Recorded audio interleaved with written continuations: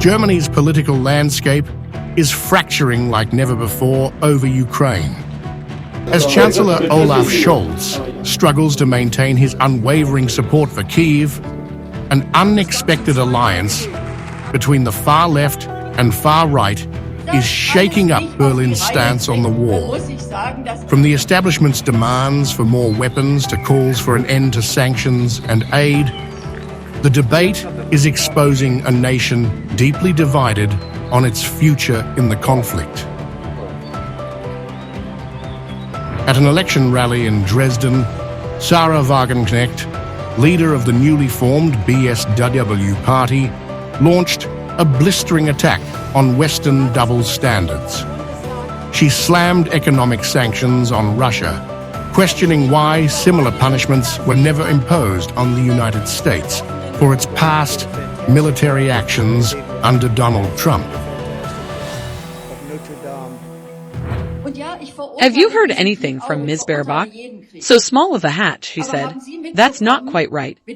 No, I don't think morality can be double standards. And that's why I say quite clearly that I don't care who arbitrarily moves borders on this earth. I condemn both, but you have to respond intelligently. And just as we should not impose economic sanctions against the USA now, we should not impose economic sanctions against Russia, because ultimately they do not affect Russia at all, but us, because they primarily affect us. It's not as if Russia is the main sufferer. That's a legend. Wagenknecht went further, accusing Western leaders of prolonging the war for political gain, dismissing the claim that peace talks would reward Russian President Vladimir Putin.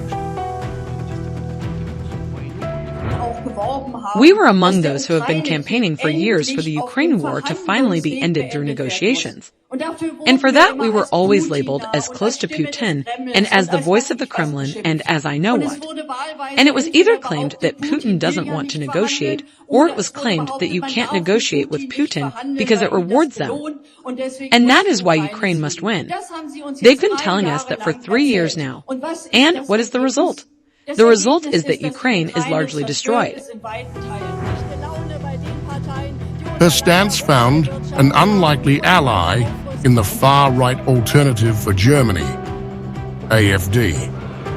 Party leader and candidate for Chancellor Alice Weidel declared the AfD the only real peace party in Germany, pledging to cut off all financial and military aid to Ukraine. We will say very clearly with us, there will be no financial aid to war zones, no financial aid to Ukraine.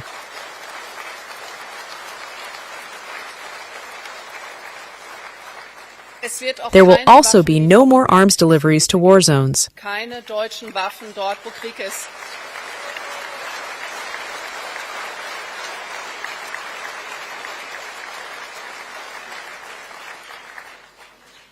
No German weapons where there is war. We will enable the Bundeswehr to defend our country. And we will tell our partners very clearly that we Germans have German interests and that we will only represent national German interests. As Germany's political fringes unite against the war, the establishment remains firmly behind Scholz's pro-Ukraine stance, but not without internal cracks. Christian Democratic Union, CDU candidate Friedrich Merz, has openly clashed with Scholz, demanding Germany provide Taurus cruise missiles to Ukraine. Aligning with Britain, France, and the US, Merz pushed for deeper German military involvement, calling the weapons transfer a strategic necessity. But Scholz refused to back down.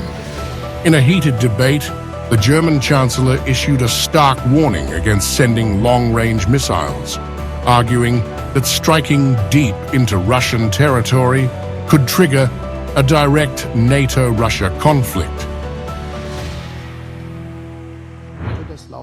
Why did I decide not to supply cruise missiles that could cause major destruction deep in Russia's hinterland?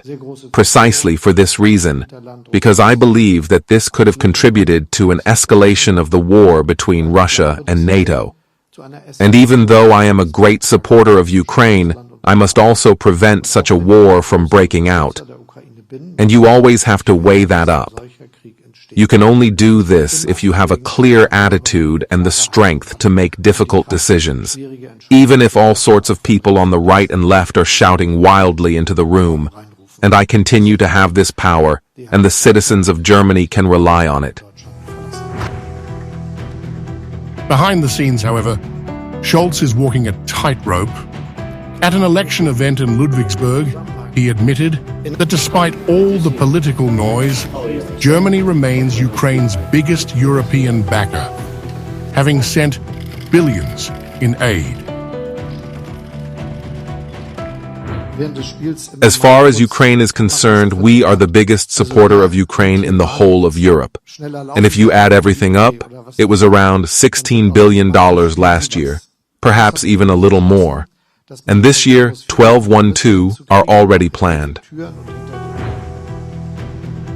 But even within mainstream parties, resistance to continued aid is growing.